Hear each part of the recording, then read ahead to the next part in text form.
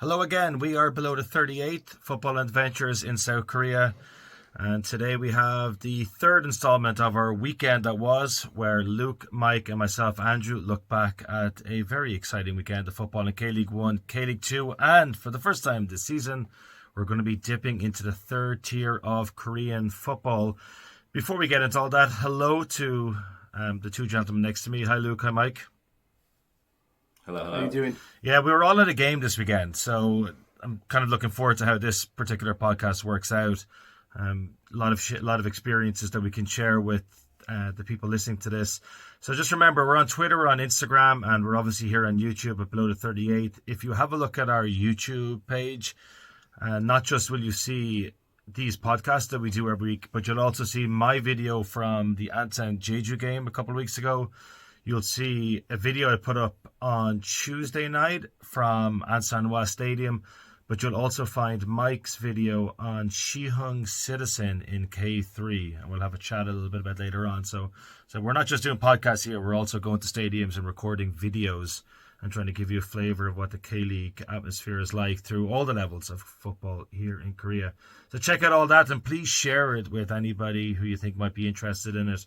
And we promise you there's going to be a lot more videos like that coming up for the rest of the season.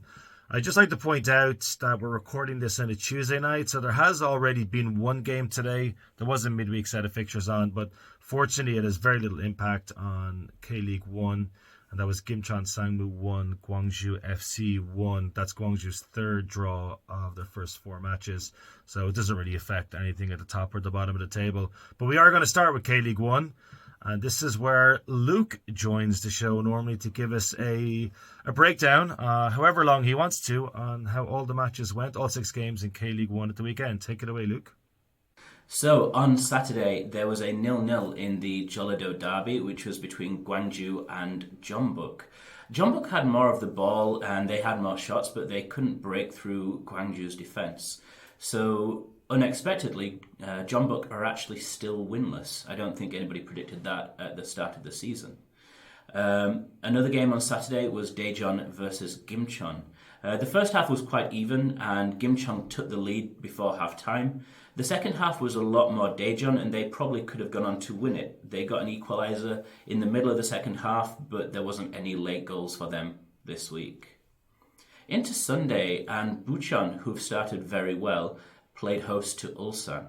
Bucheon took the lead quite early on, and then Ulsan equalised just before half-time. In the second half, an Lee Dong-kyung penalty put Ulsan into the lead, and that's how it stayed. Ulsan have won 2 from 2, and they're doing very well so far. At the same time, on Sunday, Jeju played host to Seoul. Seoul was their second game of the season, and 3 second-half goals saw Seoul run out winners again. They've won 2 from 2. They scored in the middle of the second half, and then Jeju grabbed an 89th minute equaliser. It looked like Jeju were going to hang on, and then in the 96th minute, it was Seoul who won the game with Lee Seung-mo getting the goal. Later on Sunday, Gangwon played host to Anyang. It was a fairly even game, and there were 2 first half goals. Gangwon were on top after Kim Jong-hyun was sent off for Anyang in the 60th minute, but they couldn't score a winner. It finished 1-1. And the final game was the game I was at. The first half, Pohang versus Incheon, was mostly Pohang, and Incheon took the lead against the run of play with a Magosa goal in around the 43rd minute. The start of the second half, Pohang immediately scored, but after that it was all Incheon, and Incheon had 3 or 4 good chances to win it. But in the end, it was a draw, and probably a fair result on reflection of both halves. I'll just jump in there quickly on the Sunday fixture you mentioned, Bucheon versus Ulsan. Bucheon 1, Ulsan HT 2. It's the game I think I might have marked down as the one I was looking forward to watching when we did our preview show last weekend. I still think Bucheon are going to struggle come the end of the season, but that seems like it's a really good 3 points for Ulsan, especially coming from behind. I doubt it too many teams, if indeed any, will go to Bucheon this season, fall behind and then go on and win. It's possible that after a really bad season in Munsu, maybe Ulsan are beginning to turn things around. You don't want to obviously go too deep on your predictions this early in the season, but like off the pay, like of the results that took place over the weekend, I think that's the one that jumps off the paper as being a pretty good 3 points, or a pretty good result for any of the sides who were involved. So that leaves the K-League 1 table. As I said, there was a game today on Tuesday night, and that will be counted into, or we'll account for that in this updated table situation. Ulsan and Seoul are top with 2 wins from 2. And I feel a bit embarrassed now, Luke, because on our show last week, the thing I mentioned as something to look forward to this weekend, was how the teams that only played one match would get on with this. It felt like an unnecessary break in the season. And of course, as it turns out, the 2 teams who are top of the table have played a game less than everybody else, and they've played 2-1-2. I think it's fair to say that Ulsan and Seoul will be thereabouts come the end of the season. Unlikely to go on and win the K-League 1 championship, but thereabouts. Gwangju's draw, they've now played 2 games more than the 2 teams above them, Ulsan and Seoul. So they got 1 win and 3 draws in the first 3 matches. At the wrong end of the table, Jeju, who many expected to have a pretty competitive 2026 season, have 1 point from their first 3 games, which is the same as Incheon Gangwon of 1 point, 2, but they've only played 2 matches. Pohang, 2 matches, 2 draws. So that's the K-League 1 table. Some teams have played 4 matches. Some teams have played 2 matches. There is a full fixture, or 5 matches coming up on Wednesday. So hopefully you get to listen to this show before the matches take place on Wednesday. Maybe the table will make a little bit more sense to you. Let's jump down a division. K-League 2 time. We've been waiting a long time for this, Mike. Give us the key results, or anything you'd like to mention from all those matches that took place, excluding the one team, of course, that didn't have a match. Of course, so it's been an action-packed round of fixtures. There was only one game having less than 3 goals across the weekend when the Blue Wings beat Jeonnam Dragons 2-0. They've been joined on 9 points by Daegu and Suwon, who dispatched Ansan 3-2 and Gimhae 2-1 respectively. That battling display by Gimhae, unfortunately, is not enough to keep them being the only team without a point in the opening 3 games of the K2 season. That early season optimism at Ansan has been pretty much quashed now when Paju left the WoW with a 2-1 win. Despite a late missed penalty by Ansan's Marlon, Gimpo have made it 2-2 with a 3-1 win at Yongin, but it was the picket around on last week's preview show in Mokdong that stole the show when Busan I Park remained undefeated with a late winner against Eland in a 3-2 spectacular. There's some mid-table battles between Hwasong and Cheonan and Gyeongnam and Cheongju, both ending 2-2. But wherever you went, there were goals, and there's now 6 players with 3 goals in 3. But it's the partnerships of Silver and Seraphim at Daegu and Matthias Rizzo and Ha Jong-gu at Suwon FC that are emerging as the most lethal pairings thus far in the league. But it's worth actually noting that there have only been 6 clean sheets in the first 24 matches. In other words, out of 48 goalkeeping appearances, only 6 goalkeepers have walked away without actually conceding a goal, and 2 of them were actually by Kim Jun-hong at Suwon Blue Wings. So with that in mind, are things starting to go right at the Big Bird, Andrew? Oh yes, they are, and I have my answer prepared for later on in the show. Thanks for that. It's a nice little segue into that, but yes, it's amazing what a good goalkeeper does, isn't it? Like, it's shocking to think that a good goalkeeper could have a positive impact on the team. I think especially the goalkeeper is actually quite young, because normally we expect experience to be the key between the sticks, but not so much in this case. I think it's fair to say that the teams that are 1, 2, and 3 at the top of K-League 2 are probably what most of us would have expected to be first, second, and third. At the very least, first to fifth. That's Suwon FC, who love scoring goals, Daegu, and the Blue Wings. As Mike was saying, they are the 3 sides who have won all 3 so far. Busan I Park, who Mike, I think, mentioned in a chat with us during the weekend as a potential dark horse, have 2 wins from 3. Their 1 draw came in that appalling match against Songnam FC when the wind blew over the dugouts and the advertisement hoardings. It's hard to read too much into that. Maybe Busan would have won that game had things worked out differently. Paju, it's great to see Paju are up to 10th, the relative safety of mid-table. They're the first team to join K-League 2 this season to get a win. So that brings them above Seoul Eland. Just thought I'd throw that in there. And then at the bottom, Yongin FC have got 1 point from their 3 games so far. So have Gyeongnam, and as Mike was saying, Gimhae, unfortunately, are 0 for 3 with 8 goals conceded. It doesn't get any easier for them because they're having just welcomed Suwon FC. They now welcome the Suwon Blue Wings. So congratulations and welcome to K-League 2, Gimhae FC. Thanks for that, lads. That was a bit of fun. It's always a bit of a mouth. It's always a bit difficult to name all the K-League 2 teams. There's so many of them, and so many of them have got really long names. But I think you did well there. You should be proud of yourself, Mike. Thanks for that. I want to talk about the games we went to, and we'll start with Luke for 2 reasons. Number one, because you're the only person who went to a K-League 1 match this weekend, and that obviously gives you more importance. But also, it was the first trip to the infamous Pohang Steel Yard. Let's talk about the match in a second. First, the Steel Yard. How was it? Yeah, I've heard horror stories about getting to the Steel Yard from the train station, and how there's a bridge you have to go over and it's always busy and you're going to be waiting for hours to get in, waiting for hours to get out. But no, it was good. It was good. We took the train down to Pohang. We got a taxi to a restaurant halfway between the stadium and the station. We ate, and then we got another taxi and got to the stadium pretty easily. There wasn't a lot of traffic despite the good crowd. Outside the ground, I was really impressed how there's only really one concourse in front of the north stand, and with the hills on both sides and the ramps, there's not really anywhere else for people to congregate. So you end up with a huge mass of people in front of the stadium with all the food trucks, and we were treated to a drumming performance before the game, and then before kickoff as well, as the drummers went inside before the game kicked off. No, it was really good. It was Pohang's opening game. There was a huge crowd there, over 10,000, and I think there were about 500 or 600 Incheon fans as well. And given that we were at Gwangju last week, we were at Pohang this week, it's 2 quite long distance away trips to make in 7 days. So yeah, full credit to both sets of fans.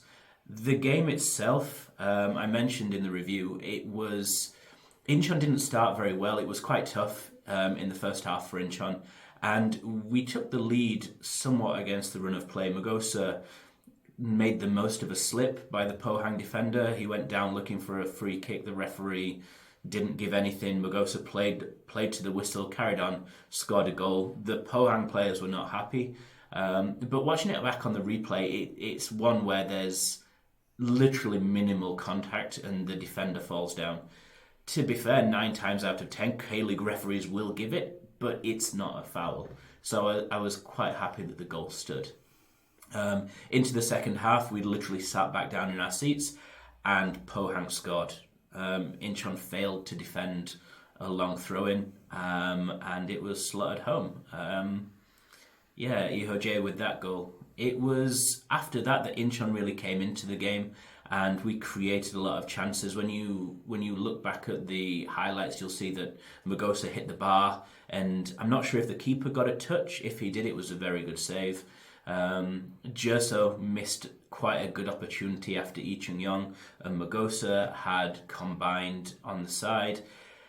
Yeah, you finish the game, you think we had a lot of opportunities. Incheon could have won it, but in the first half, it was all Pohang. So I think on balance, a draw is good. It's nice for Incheon to get their first points.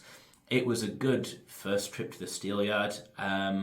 Getting out, we flew home, which saved us getting back to the train station, and it took us about 15 minutes from the stadium by bus to the airport, and the airport was empty.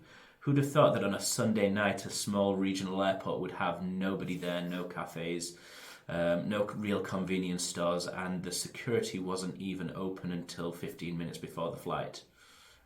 It was an experience. No, I had a great time, and hopefully I'll go back when it's a bit warmer as well, because it was absolutely freezing in the wind.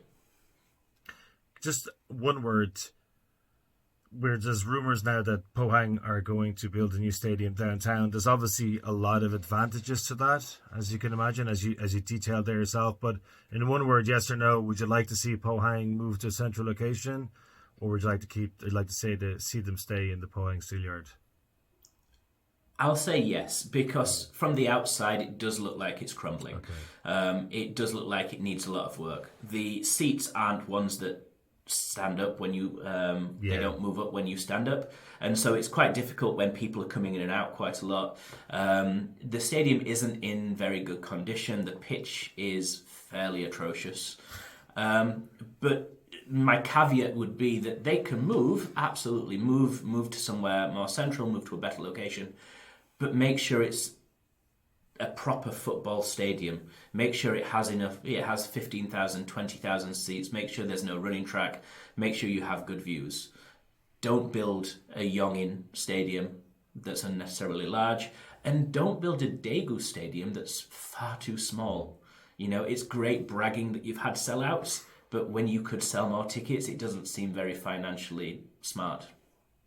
But yeah, I've been once. They can build a new stadium, then I've got something to look forward to next year. Yeah, it's been another new stadium. Or whenever it opens. It's always good to get a new stadium on Footballogy. Mike, you're at 2 games at the weekend. We'll talk about Saturday's game later on, because that was our first trip in terms of this podcast trip to a K3 stadium for the season. But first, Sunday, a return to Was Stadium. And the relegation 6-pointer with Paju Frontier. How did it go? Well, from Luke's optimism, it's just life at the Was Stadium again. It took Ansan just 2 minutes to concede, with former greener Kim Hyun-tae scoring the opener, which I missed because I was busy putting stuff back in my backpack and didn't really expect that Paju would just go and score from the kickoff, basically. But never mind. Ansan replied 10 minutes later, so after barely believing that Ansan had actually scored a goal at the Was Stadium, things didn't last long because of fortuitous penalty. Again, minimal contact is the watchword. That was won by Lee Dae-kwang, and then dispatched by everyone kept talking about, former Swansea and Aston Villa man Borja Baston. Anyway, he was actually excellent throughout the game for Paju, and if Paju are going to do all right this season, a lot's going to rest on him. The game somewhat petered out before a late flurry of action when another former greener got his marching orders, Kim Min-ho. But Ansan winger Marlon failed to convert the penalty by just blasting it at the goalkeeper, which denied Ansan at least a point. Now, this means Ansan haven't actually won in their previous 13 matches at home, the last one being a 1-0 win against Songnam last May. They host Gyeongnam in a few weeks, but we could be looking at a full calendar year without 3 points at home, the way it's going. Cool. Thanks for that. As you said, from the optimism to that. Look, we'll talk about K-League 3 in a second. I was at a game too. Suwon Samsung Blue Wings against Jeonnam Dragons. It ended 2-0 to the Blue Wings. Jung Ho-yeon scored in his first start for the club. Former Gwangju FC midfielder. He's on loan from Minnesota United and MLS. And then in the second half, his former Gwangju teammate Rice scored with a header about 25 minutes to go. What I took from this game basically is that it was almost too comfortable. I don't mean that in a negative way, but the kind of helter-skelter style of play that we saw from the last 2 managers, of really dodgy moments at the back, indifferent goalkeeping, poor positional play from central defenders. It's not there anymore, and obviously it's something to be celebrated. But it felt like I have a sense that the rest of the season is going to turn out like this strangulation of almost all of the teams in K-League 2, and perhaps it's not going to be the most exciting football that you'll ever see in division. Perhaps Suwon FC are going to be the ones who provide the entertainment. It doesn't matter. I doubt anybody. There were 17,500 people at that game. I'm sure the vast majority of those could not care less what the style of football is, but I have a feeling that that's what we're looking at for the rest of the season. The Blue Wings have a squad that's far too good for this division. They've recruited Korean internationals. Go Sung Bam came off the bench for his second debut as a Blue Wing, and it's just having that level of quality on your bench is absolutely extraordinary. And Pak Hyun Bin was also on the bench, who's probably going to be a Korean international in the next couple of years too. So Jeonnam Dragons, who won their first game, lost 4-2 in the second game in Daegu, are still fancied by many to be a potential playoff contender, but they were well and truly battered aside in the end. It wasn't extremely competitive. It was very comfortable. And as you were saying earlier on, Mike, that's another clean sheet. That's 2 in a row. That's 1 goal conceded in the first 270 minutes of football. I didn't even check the results from the last couple of years to see when the last time that's going to happen, because I just hope it hasn't happened. And it just shows, like, I remember we were talking about this, Luke, on a K-League United podcast at the start of last season. I think when a team gets relegated, there's no time to mess around. You don't muck about with this one. Going down is not a particularly good experience. You have to bring in a hard-nosed manager who knows what he's doing. You sacrifice everything that you think the club stands for in terms of youth policies or style of football, whatever pathways you have for the academy. The plan should be automatic promotion and nothing else. And by hiring Young Gi-hun and then Byung Sung-won, the Blue Wings didn't do that. But obviously Lee Jung-yo, they have a manager who's, I think it's safe to say, is quite clearly going to get them promoted this season. And it's just a matter of when and is it enough to win the championship. But with 3 teams going up automatically, I think the element of doubt is absolutely gone. There's no element of doubt. This team is going to go up this year. So, but still, it was good. I brought my brother to his first ever game at Big Bird. It's always fun for us because Big Bird is the last stadium Ireland played a World Cup match in, and that was June 2002 against Spain. So we're coming up close to the 25th anniversary since Ireland's last World Cup match, and that, as it turns out so far anyway, was in Suwon, unless they can beat Czechia and Denmark over the next couple of weeks.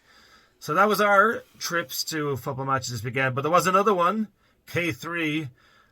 Mike's a bit of a closet Incheon United Siheung fan too.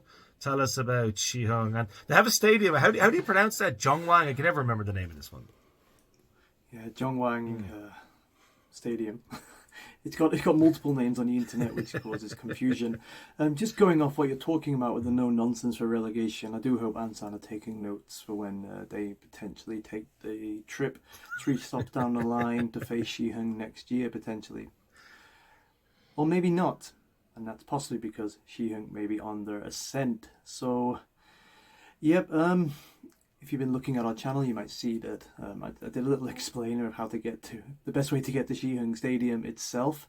And of course, when we talk about stadiums, you've just gone from the numbers at Pohang, the numbers at the Big Bird there, but it's a bit different when you drop down to the K3 because, frankly, we do talk about low attendances in K2 and also the K1.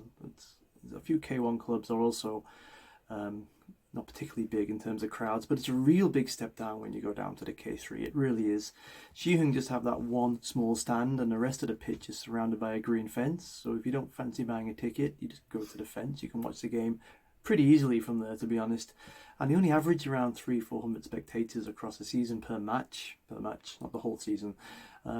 Yet, and this is the essence if you're into non-league football, etc., especially in Europe.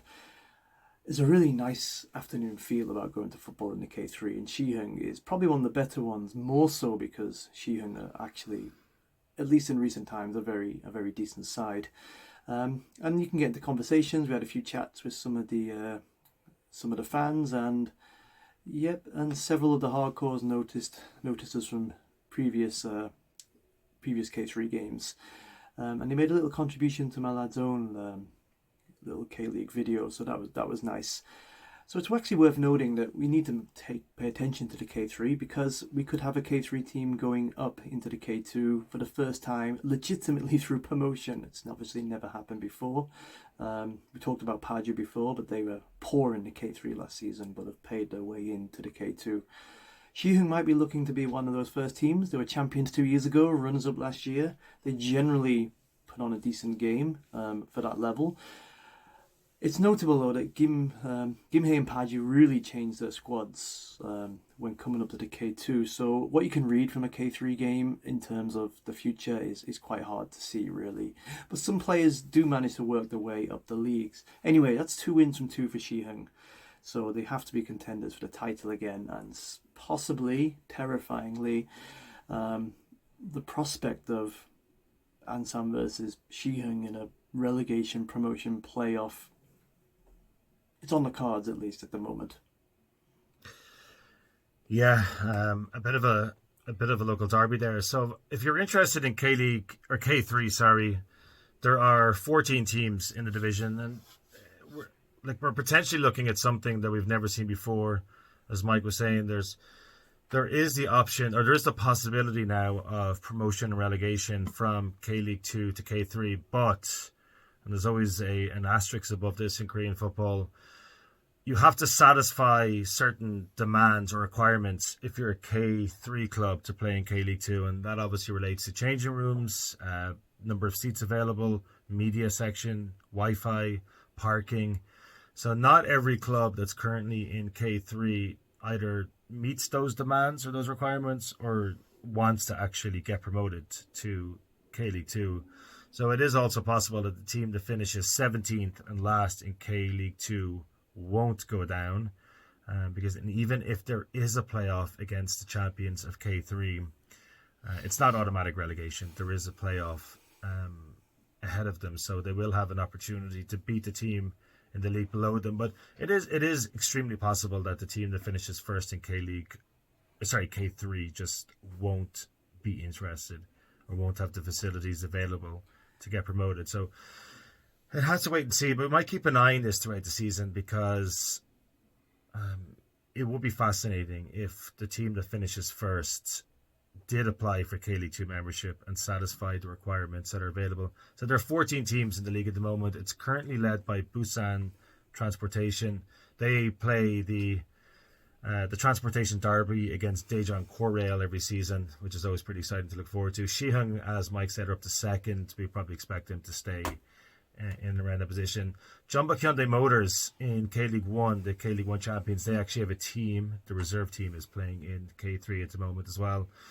And there's a lot of other teams in that division that have a K League 1 or K League 2 team in their city. So Changwon FC, they play in the bigger stadium in Changwon, not the stadium that Gyeongnam FC play in. So you tend to see things like that. And FC Gangneung share the same stadium now as Gangwon FC in K League 1. So yeah, check out a game of K3 if you get the chance. I've been to Yangpyeong, Siheung, Daejeon, and I've been to another one there, Chuncheon FC, and Siheung. I've been to 5 teams in K3. I presume you've been to more, Mike, have you? Off the top of your head. Yes, but more from back in the days when some of those teams were in the National League. When that was the second tier. It's worth noting as well that the actual leaders at the moment in the K3 have all applied for K2 licenses. Yeah. So whether that's just hedging their bets, I don't know, but they're definitely quite serious about going there. But as I said, imagine Blue Wings travelling to Siheung. It would be, I mean, Songnam did it last year and lost. They lost, I was at that game, the cup, I can't imagine a massive crowd Yeah. being able to get in there. Yeah, there were a lot of Songnam fans were doing what you were talking about. They were standing behind the green fence as their only option to see them. To see the team get knocked out of the Korea Cup by a team in division below them, they had to stand behind the green fence under massive cables and do it. It's a very interesting stadium for that, with the overhead cables, the power lines. There's obviously, you're never going to see something like that in K League 1 or K League 2. Well, not yet. Not yet, yeah. For now, the one to look out for there, though, is Gyeongju. I find it's interesting that they didn't apply for K League 2 membership. The word on the ground is they might be looking to bypass potential playoffs. They're not owned by the local city hall. They're owned by the hydroelectric power company. There's talk that they want to just do what Paju have done in recent years, and Gimpo, Yongin, Gimhae, Chanan, and Hwasong, and just bypass Go and go straight into K League 2. So keep an eye out for Gyeongju KHNP over the rest of the season. We're at 32 minutes or so, gentlemen. Gone are the days of the old 15-minute podcast. But I don't mind it when it's the weekend review one. There's always something to look forward to or something to talk about. I beg your pardon. Wish I was there. I kind of like this one. Where do you guys wish you were at the weekend? I'll start with you, Luke. Where do you wish, had you not been in Pohang at the weekend, where would you like to have visited? Well, as you know, K League One, K League Two has some derbies that are kind of not really derbies. They're forced derbies because they don't have any teams around them. So I'm petitioning to start a new derby. I think the Yongin Gimpo game should be the ex Incheon derby. And let me tell you why. Gimpo have Kim Dong-min, Kim Do-hyuk, Connor Chapman all playing this weekend. They had Kim Min-sok on their bench as well. Yongin have Shin Jin-ho, Kim Bo-sop, and Hwang Son-min, who are on their bench. That's 7 ex-Incheon United players from last season, or a few seasons ago, playing for those two teams. So I wish I was at the ex-Incheon United derby.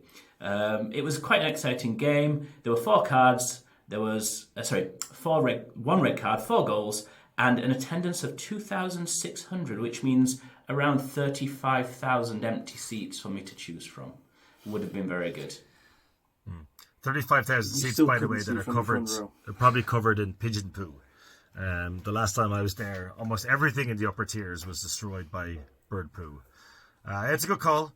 Yongin versus Gimpo. And don't forget, of course, Pak Dong-jin. Did he score in that goal? He didn't play for Incheon before, but he's had his run-ins. I think he did. Yeah, him. I'd rather not talk about him. But no, I think he did score. Yeah. I think he did score. Mike, I think I know which one you're going to pick. You were lauding this game up last week. Yep. Told you. Listen to the B38 previews if you want to know where to spend your 90 minutes of K-League action over the weekend. And that was, of course, Elan Busan. It was an easy one to see. Elan had to win this one if they've got promotion credentials, and they pretty much blew it in terms of getting into the promotion conversation. But Busan have pushed their way in. And it's just one of those great back and forth games. Elan 1-0, then 1-1, then the 2-1 up again, then it's 2-2, and then Baek got on, scoring in the 92nd minute, bang, Busan takes 3 points. You can't get better than that, even though, unfortunately, there weren't that many people there to see it. Yeah, I think it's an interesting one as well, because this year, particularly with 3 teams going up, and with both Suwon teams and Daegu being on fire, Gimpo have won 2 from 2, Busan are doing really well. You don't want to be playing catch-up this year in K-League 2. It's a chance unlike any other year where maximum 4 teams could go up, 3 teams automatically. If you are sitting anywhere outside of the playoff places for more than a few games, you're definitely in trouble. You're not going to be able to pick up as many points as you'd like to catch people up, because the top 3 teams are just going to keep winning. I don't see, unless they're losing to each other, I think Daegu, Suwon FC and Suwon Blue Wings, at least until halfway, similar to what Incheon did last year, they'll be just rolling points in every single week, like just robotic almost. You don't want to play catch up, and I think it's already potentially too late for Eland. The other thing as well is in previous seasons you had 3 matches against your rivals, and for example, like Seoul Eland always had a really good record against the Blue Wings, and now after 3 matches this season they've already lost 2 games against sides that they've expected to challenge for a playoff spot. So they lost to the Blue Wings 2-1, and now they've lost to Busan I Park. So they only have 1 game left against both of those 2 sides to undo the damage caused by the first 3 weekends of the season. So you're probably right, and I also think as well with certainly the way the 2 Suwon teams are looking after 3 rounds. Now there is a long way to go, but there's so much cannon fodder in this league as well that if they can just keep this momentum going, it could well be a Suwon 1-2. And it's because I've chosen Daegu. I've talked about Daegu a little bit on our channel since the start of the season. They were obviously relegated in 12th spot from K-League 1. They went to Cheongnam Ansan, and it's been a feature of Daegu's season so far. Not particularly impressive, blowing leads, winning late. And we saw that again on Saturday at the Incheon Stadium. They were 2-0 up just before halftime. Matthias Serafin scoring his 2nd goal in 2 games for Daegu since he moved from the Blue Wings. But they were rescued yet again by Edgar, came off the bench to score a goal after the 19th minute after they blew a 2-0 lead. So it's hard to know what to make of Daegu. It's a situation that they just keep churning out wins despite the fact they're not playing well, or are they lucky and this run of form is going to catch up with them as the season goes along, because they've had Hwasong at home Jeonnam Dragons at home and Cheongnam Ansan away, I think we'll get a fair idea of how good Daegu are when they come up against either one of the two Suwon clubs, Busan or Seoul Ilan. So that would have been a good game to be in at. 5,000 people at it, decent enough crowd for a game at a Cheongnam Ansan game at the Incheon Stadium. So it was enough to bring Daegu to second on goals scored, but they've conceded a lot of goals already, and it's not going to do them much good in K-League 2 this season. I think that's it, gentlemen. That was a good show. I enjoyed that. It was longer than the ones we've traditionally have done, but we got a good bit covered there. It's because we went to so many games. We went to so many games, had a lot of experiences. We saw goals, red cards. You took an airplane. I took an airplane. Yeah. It was great. 35 minutes from takeoff to landing in Gimpo. It was fantastic. And then from landing to getting on the subway was less than 10 minutes. Incredible. Yeah. Don't worry about your carbon footprint. If you're going to an away game and you can fly. Top tip. Oh. Well, I took a bicycle, so I very much did. So you've done your bit for the planet to offset my plane. Yeah, I'd like to say I walked from... It's a group effort. I walked from Suwon Station to the World Cup Stadium. That's an hour. I didn't take public transport, so I'd like to think I did a little bit there as well. But I did take a taxi home, which cost 60,000 won, which is probably actually more than the airplane you took to go from Pohang to Gimpo. But about the same. Not too bad. We should be back. Hopefully, we're going to be back on Thursday to preview the weekend's game, because I say we're after missing out on the weekday series. Fortunately, we've just missed one game so far, and I had a look at the attendance, lads. There was just a couple of, maybe a dozen or so people, over 1,000 at that game, which could well be the lowest attendance in K-League 1 and K-League 2 so far this season. Gimcheon Sangmu won, Gwangju FC won. If the great people of Gimcheon aren't willing to go along to that, then we probably don't need to spend too much time talking about it. On Below the 38 Football Adventures in South Korea, thanks for watching, everybody, and we'll talk to you again next time. Goodbye.